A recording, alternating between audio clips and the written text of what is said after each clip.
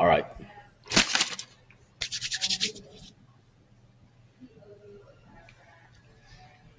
Okay, here we go. All right. So tonight's homework, my picture is blocking some of these questions. Brilliant. Okay. All right. So tonight's homework is this.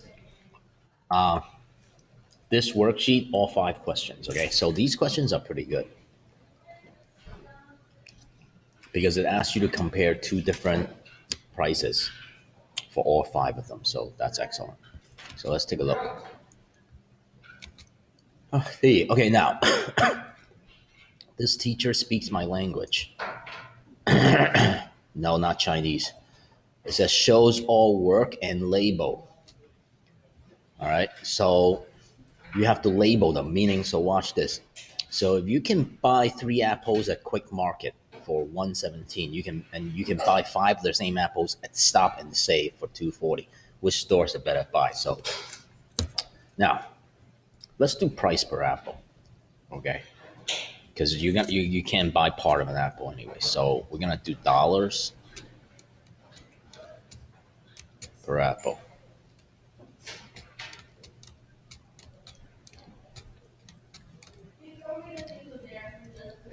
So let's do this. So Quick Market. So I'm going to use two different colors. I'm going to use blue for Quick Market. And I'll use red for Stop and Save. All right. So that way you can kind of see a little more clearly. So, okay, now 117 gets you three apples. So how much for one apple? All right. So I'm going to solve it on the side. I don't want to take a lot of space. So I'm going to do that right there. All right, I'm going to take out my trusty calculator. 117. Okay, so it's 39 cents per apple. So let's do 39 cents per apple.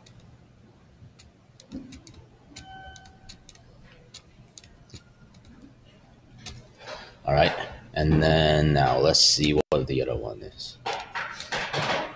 240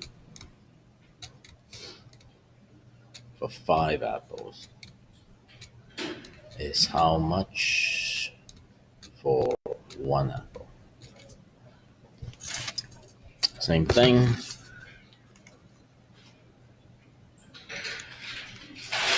.48, so 48 cents per apple.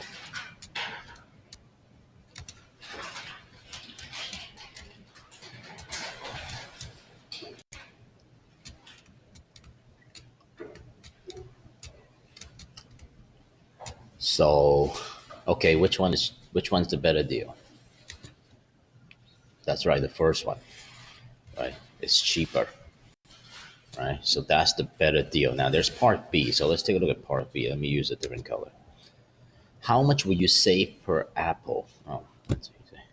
You just subtract them, right? So that's 0.48, so 48 cents minus 0.39. Let me just double check. How much will you save per apple? 48 cents per apple if you purchase from the cheaper. Yeah, per apple. Yep, okay. 9 cents.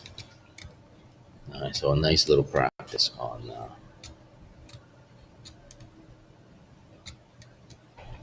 subtracting decimals.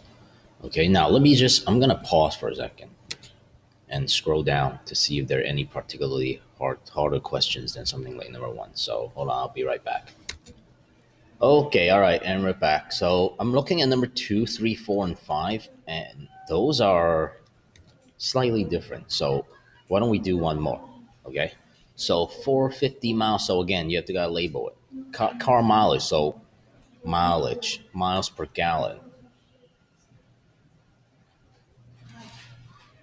miles per gallon. Ooh, the pencil was thinner this time. Wonder what happened. Wow,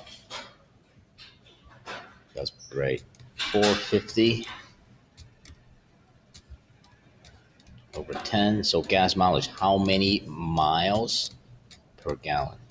All right, so we'll do that. So let's figure that out. 45. That's it. Yep, 45 miles per gallon. Now, here's where it's different. Look at B. How far could you drive with 60 gallons of gas? So now it's kind of asking you to take the unit rate and expand the proportion out, so to speak. So you could do it a couple of ways. You could use this as one of the ratios for the proportion, or you could just use what we just took. So why don't we just use what we just took? So miles per gallon, how many miles for 60 gallons?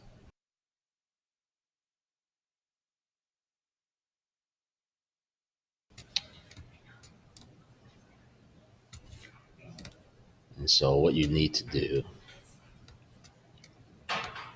is this. So it's going to be 45 times 60. 2700. All right. Now what's the unit? Miles. Okay. Miles per gallon. So mile. Okay. All right. And that's that. So I'm going to sign out now. All right. And okay. All right. That's it. Thanks for watching. Have a good one. OMG, that was so good.